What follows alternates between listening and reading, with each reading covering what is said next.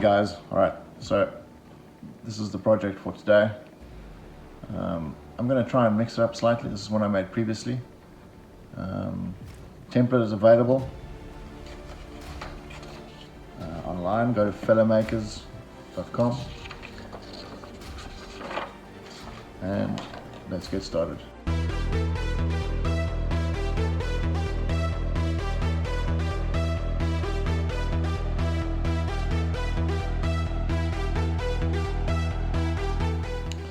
Okay, so our template is ready for transfer. So the leather that I use is normal vegetable tanned leather. The thickness is about 3 millimeters.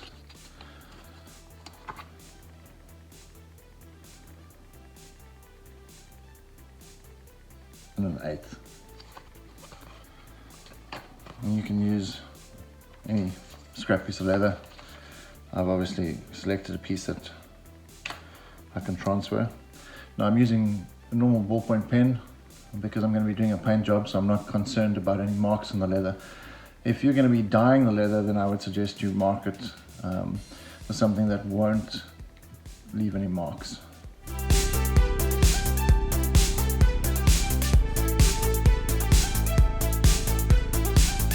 Okay, so now it's ready to be cut out.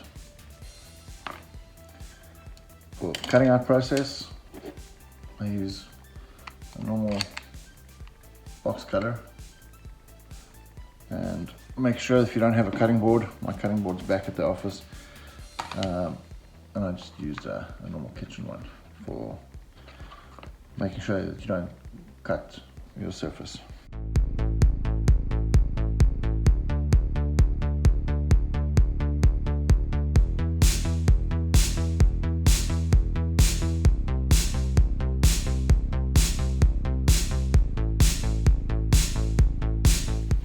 There's the basic mask cut out. Now, when we shape the mask, what's going to happen is that's going to fold in underneath, and that's going to fold in underneath, and we're going to shape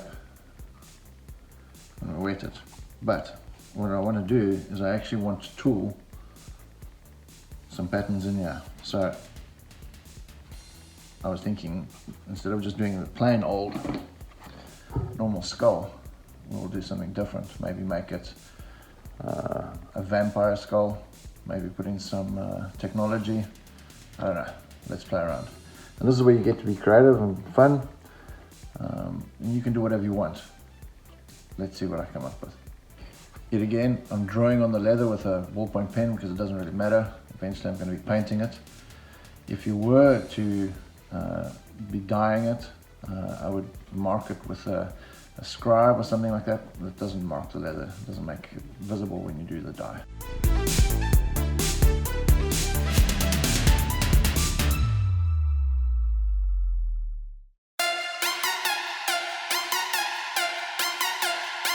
I think that looks pretty cool. What we'll do is we'll texture this just to give it some definition. Texture that, and texture that. I forgot to put the screws in there.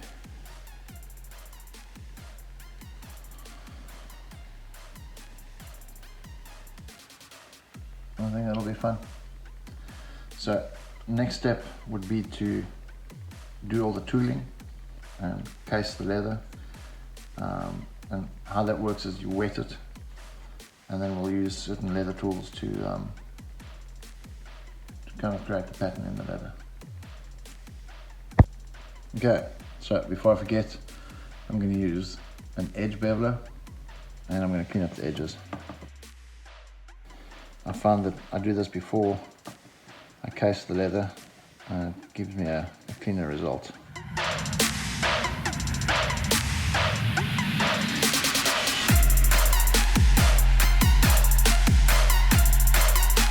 So if you have some rough edges, like in there, that can always be sorted out, either with a little bit of a cut, or when we go and we burnish the leather at the end of the process. Okay, so all the edges are smooth.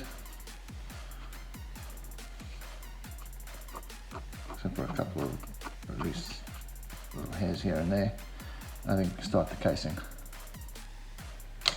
So normal water, sponge.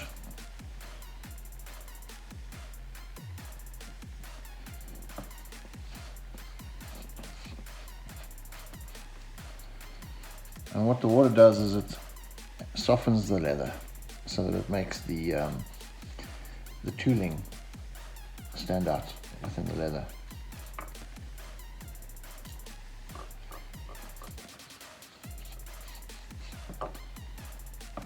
So you see it as it goes on, you can actually see the water being absorbed by the leather. And the technical term for this is called casing the leather.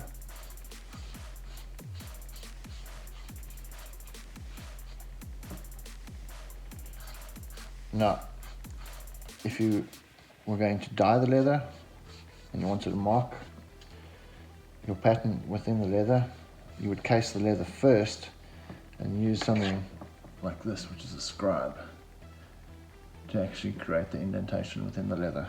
But because I'm painting it, so I'm not too concerned about that. That's why I use the pen. And you let that sit for a little while. So the next step that I do is I use a leather cutting blade, and it's a swivel blade, so it allows you to swivel as you're cutting. And this is the first step, is to go out all the lines that I've got there and cut in so that I can get ready for beveling the leather.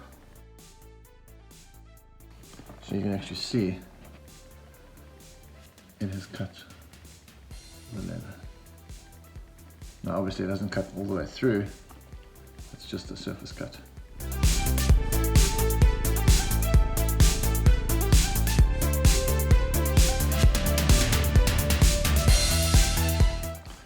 Now as you're cutting, the leather will get a little bit drier, and just carry on casing it.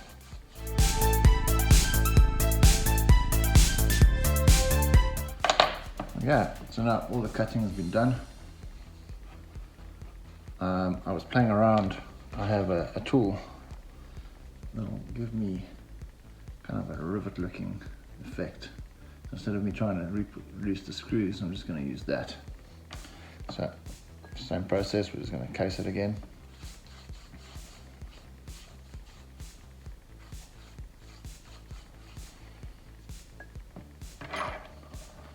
And this is what the little tool looks like.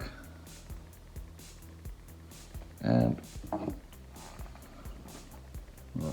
plastic mallet, we're just going to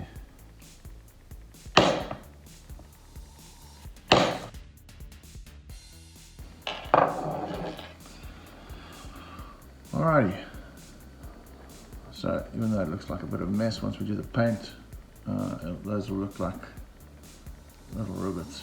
And we can always enhance the little rivets by adding a little bit of detail in there. Next step is I'm using a beveling tool, and what that does is it kind of recesses the leather. So let me do that section.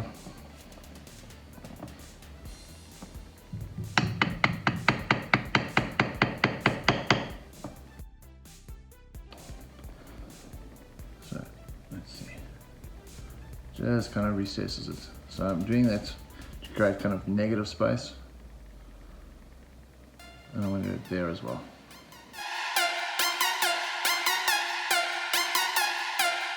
And I'm going to carry on doing the same process wherever I want something to be raised.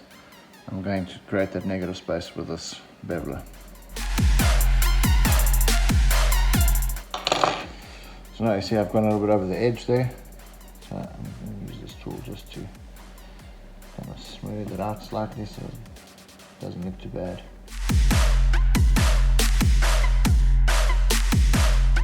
I don't know if you can see there, but there should be some texture that you can notice. Now, I don't want to do that around the teeth because I'm going to be putting indentations in there as well. So I'm going to use a smooth beveler for around the teeth.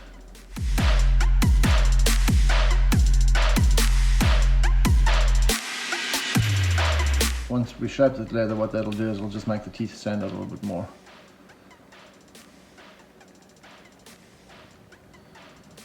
Cool. Alright, next tool I'm going to use, I think it's called the pear shaping tool.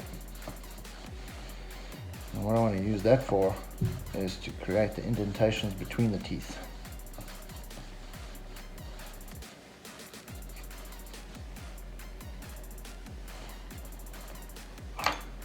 And that's what it looks like.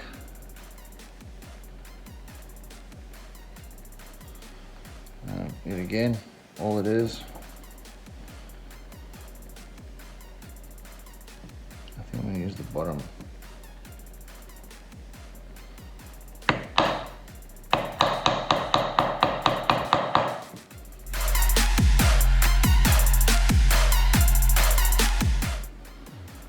So, I don't know if you can see that, but that's just creating the texture. So now, what I want to do is, in similar fashion as what I've done to this mask, I'm going to texture this section here and that section. Just yet again, just to give it a little bit more something. Tool for that is this little texturing tool.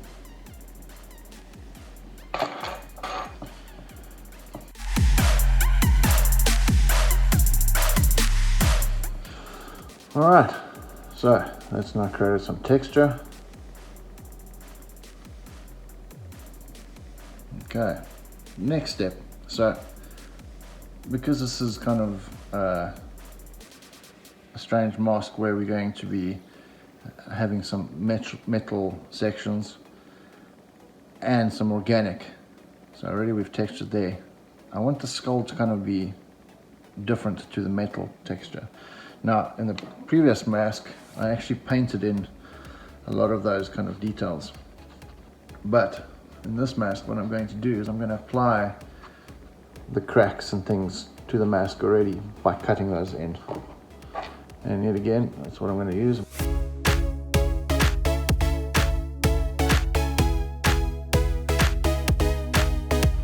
Alright, and all that does is just adds just a little bit more. Now I might take it a step further and just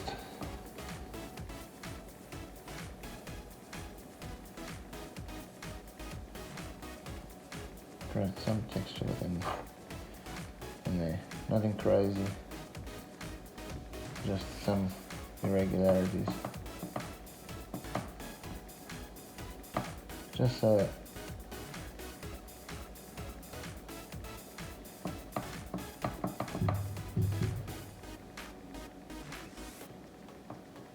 when we apply the paint, we've got some texture to it that's not just normal. Alright, I think that looks good for now. Anything else that we want to add, I can always add in with paint. So the next step is we wait for this to dry completely. I find that if you form the leather when it's when you've just cased it, you lose a lot of the detail, whereas if you wait for it to dry and then go and form it, that you get a better result. So it's completely dry now. You can see other side, and the detail is kind of set in there. Get some good texture. So the next step in the process is to wet this completely. Now you can do this in multiple ways. Generally what I do is I run it underneath a tap with lukewarm water and just make sure that it's completely wet on both sides. And it's very different to when you case the leather. You're actually trying to saturate the leather to a certain degree. But for the video's purposes, I'm just going to dip it in some lukewarm water in this basin. And you can actually see the air escaping.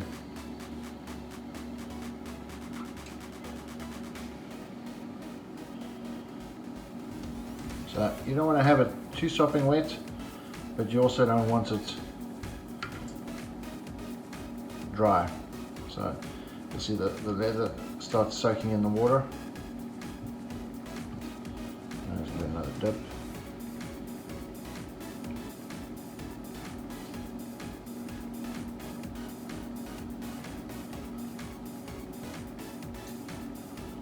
you'll see as the leather gets more saturated, the leather becomes softer and more pliable. So you can bend it and shape it, where in the dry state you wouldn't have been able to do that. So one more dip.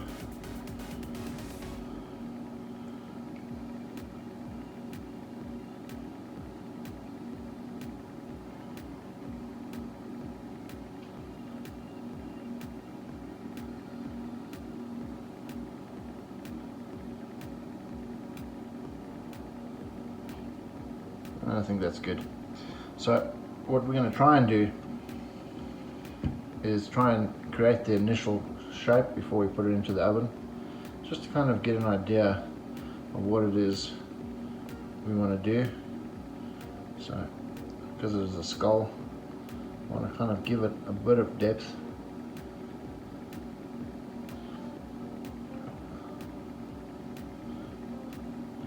Now the shape won't hold, and that's why we put it into the oven. And the reason we put it into the oven is the heat evaporates the water, and as the water evaporates, the leather stays in a specific position. So ready to go into the oven. So what I try and do is use the lowest temperature on the oven. My oven at home is 170 degrees Fahrenheit. You don't want it to be too hot, otherwise it will burn the leather.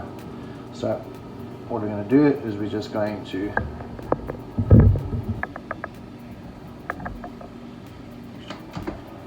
place it on the shelf.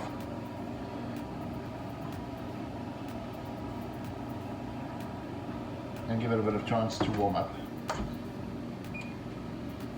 Okay, so it's been in there for about 5 minutes. And what I tend to do is I take it out, shape it, put it back in, leave it for 2 to 5 minutes, carry on shaping until it keeps its shape.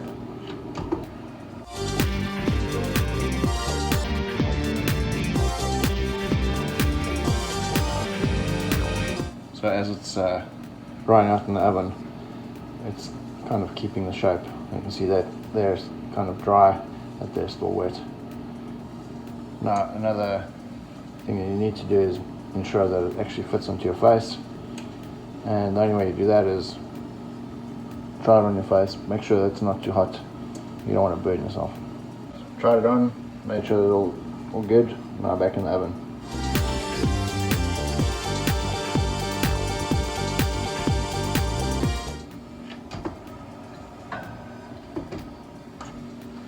Cool, so that's pretty much dry.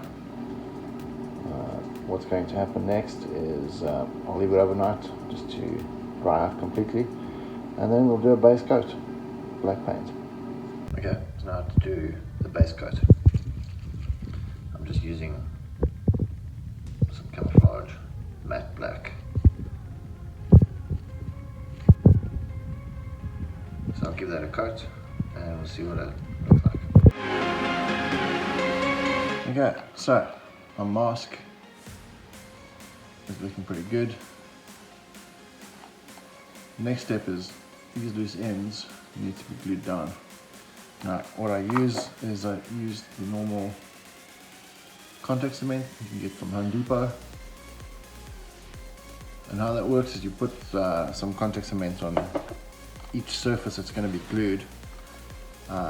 Give it about 10 to 15 minutes to dry, and then squeeze it together, and on contact it glues together. Now what I want to do is I obviously don't want to put too much glue everywhere, so I generally make sure that I'm looking at the mask. I need to adjust slightly, hold it down, and I mark with a pen where I need to apply glue, and I do that on both sides.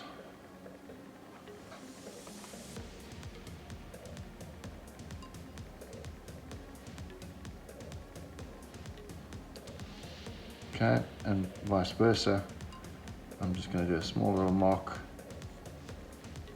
there, make sure it lines up where I had it, and a small mark over there, so that when I do apply the glue, that I know that I'm not applying it to any surface that's going to be visible.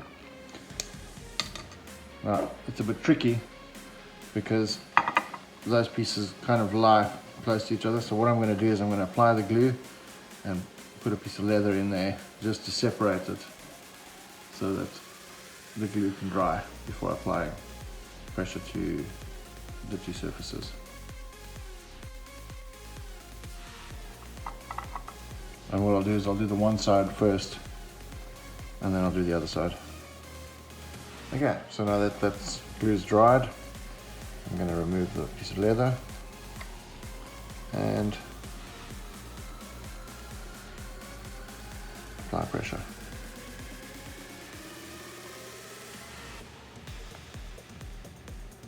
And there we go. One side stuck, now to do the other side.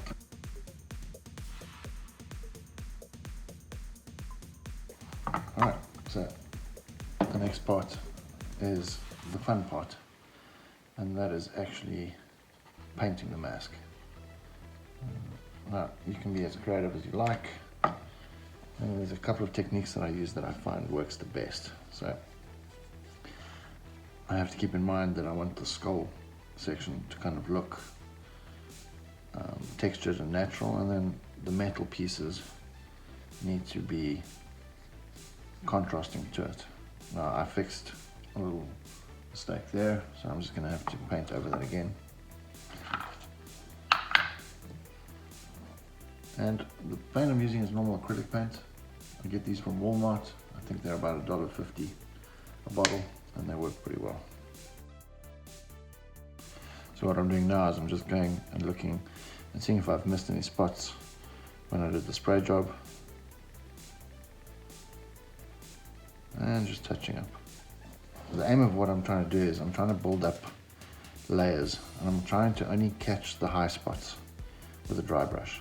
Now, it doesn't really matter if you dry brush over the metal pieces, because we're gonna go back and cover that up with some solid gray.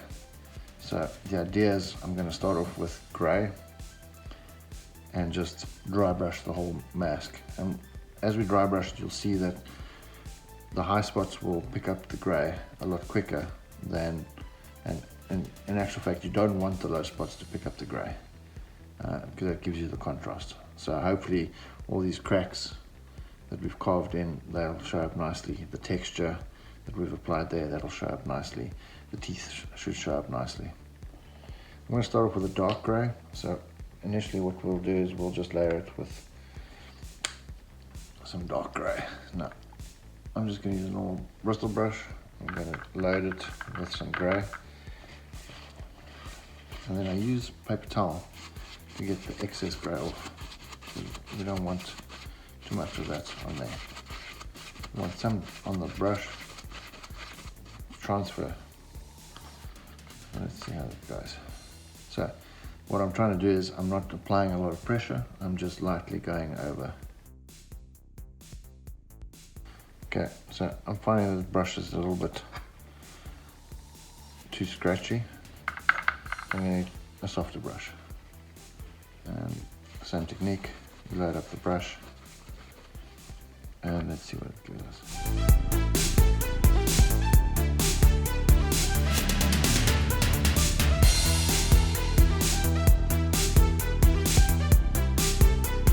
So what's cool about the leather, it has a natural texture to it. It lends to actually using the dry brushing technique. And already you can see just by one coat of the dark grey, already it's improved the mask. Alright, next step is we carry on the process, but we're going to go gradually lighter. So we're going from the dark grey, and then just go to the grey.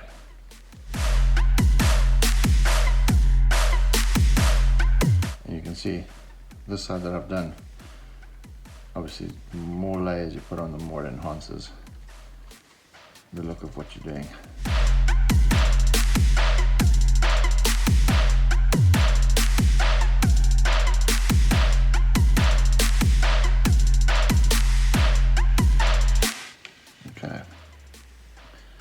So now we've built up the skull pretty good. Now, in order to enhance it, we want to incorporate a little bit more white in sections that we want to add more white to. Okay, and we'll use a small detail brush for all of that work. Right. Personally, I quite like putting highlights on edges.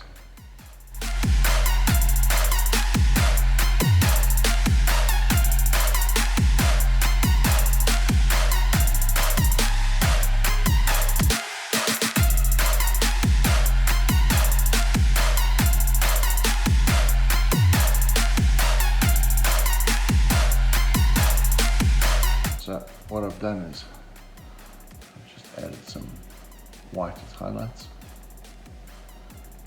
and already you can see by layering everything up, it's starting to come together. Now, I think I'll probably need to do a little bit more on the teeth, just to make them stand out more. Maybe add a bit of texture. I was thinking what I'm going to do with one of the teeth is actually use some gold leaf and make the one tooth gold, but we'll see.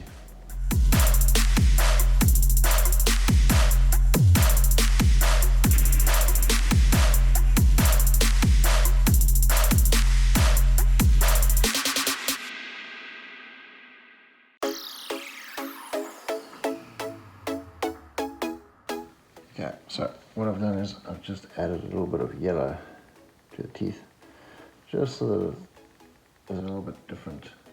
Now we have to do the metal sections. Now I'm wondering if I should do them silver. I think I will.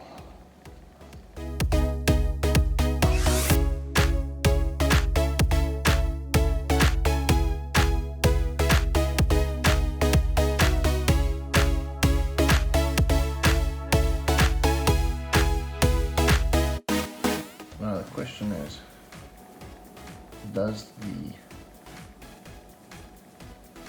silver contrast the skull enough, or am I going to have to go over it and paint it gold to see what it looks like? And then when we put the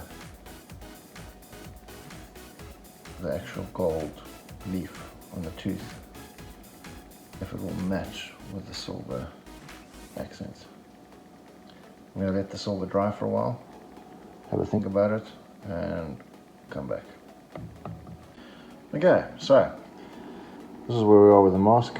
What I've done is I've added some black around the teeth, made the cracks slightly bigger, added some black outlining just to accentuate the silver, made the cracks bigger. And what I've done is I've kept this tooth black because I want to do some gold leaf on there.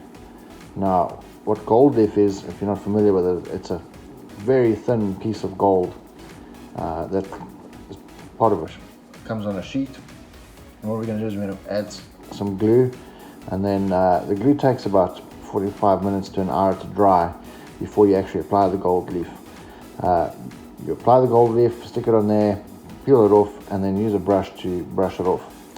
So what I'm going to do now is apply the glue, but I was thinking just to kind of accentuate the gold there, all these little rivets, I'm going to apply a little bit of glue as well and make them gold.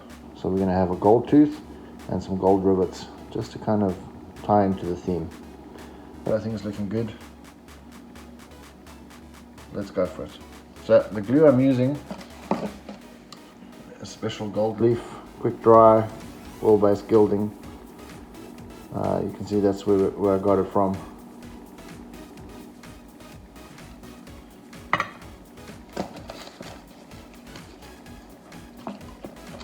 And those are the sheets.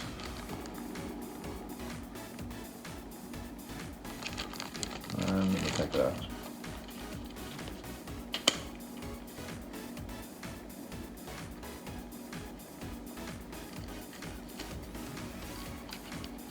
see, that's what the gold leaf looks like. So we're going to use that to apply it to our tooth.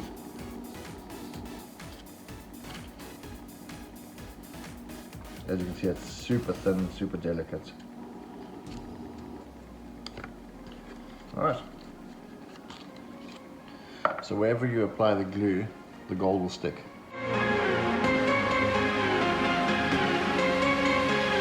Alright, so we'll leave that to dry. And we'll come back in about 40 minutes to an hour and apply the gold leaf. The way you know when the glue is ready for that is it's tacky, but it's not wet.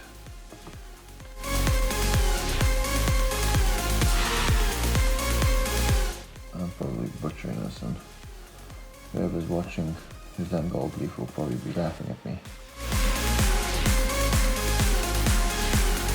What I can see already is the glue is spread a little bit further. So I'm going to come back in and just kind of fix up a couple of things with some of the acrylic paint.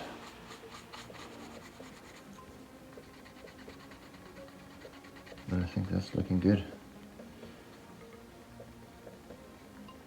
I don't know if you can see that in camera, but the gold studs look pretty cool. So now what I'm going to do is touch up a couple of things and let's see what it looks like.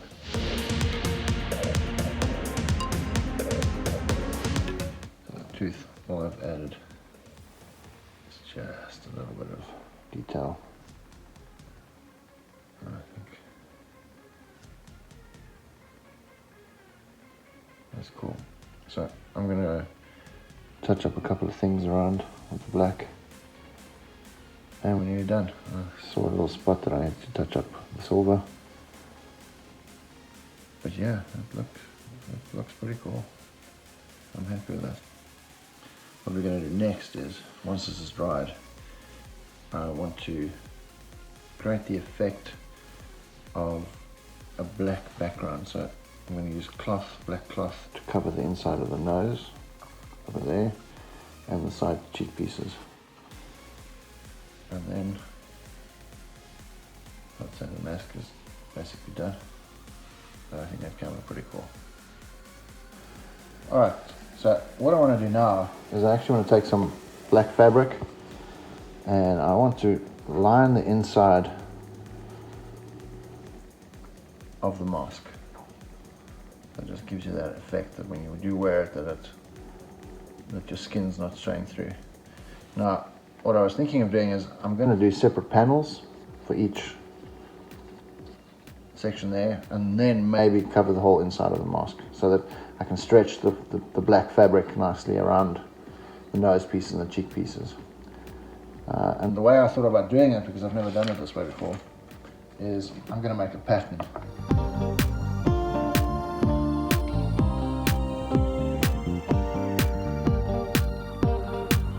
There you go, scan that if you want to see the other mask we made, or just go to fellowmakers.com.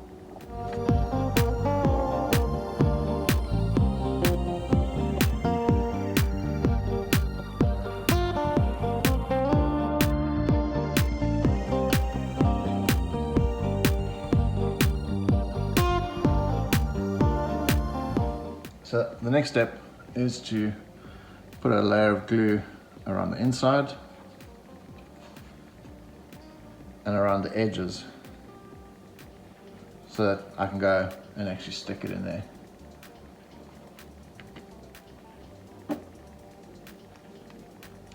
Yet again, I'm just using the same glue, contact cement. You can get that from any Home Depot.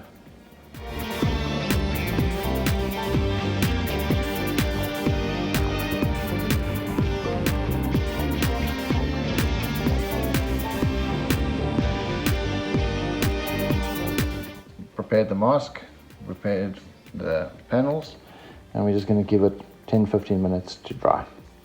Okay, so I've given it a good 5-10 minutes, and what I've done here, just to make sure that I'm not doing the incorrect one. Okay, so I know But this piece has to go in there.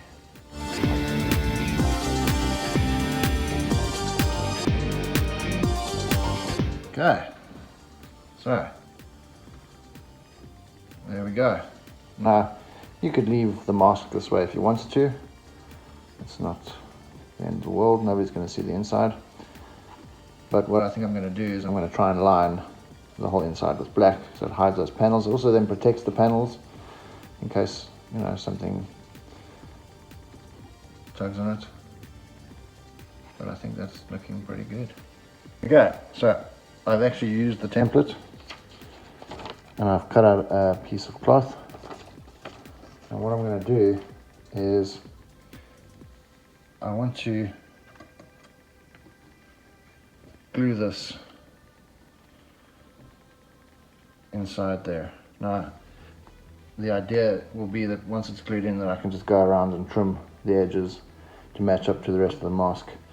But for now, what I'm going to do is I'm going to put a bit of glue at the top and a bit of glue in the center, and then gradually apply glue on both sides.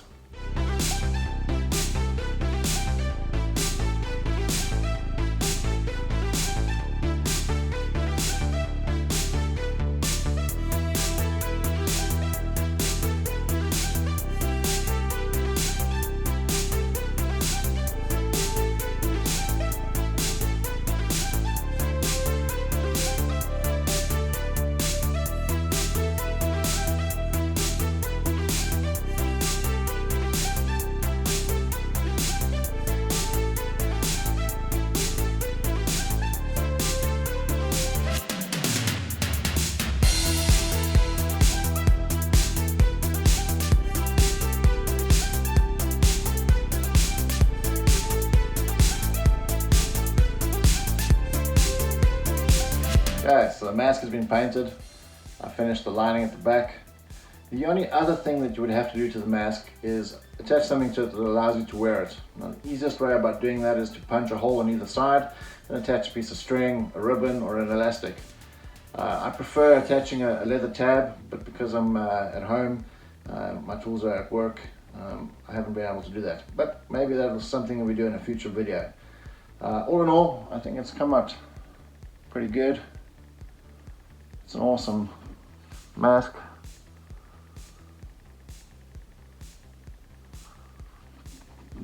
Just a reminder, the template is available on fellowmakers.com. And guys, if you do make a mask, please share it with us on Instagram or on Facebook. We always enjoy seeing other people's work, and we'll share it with our followers. Please subscribe, and guys, stay safe. See you next time.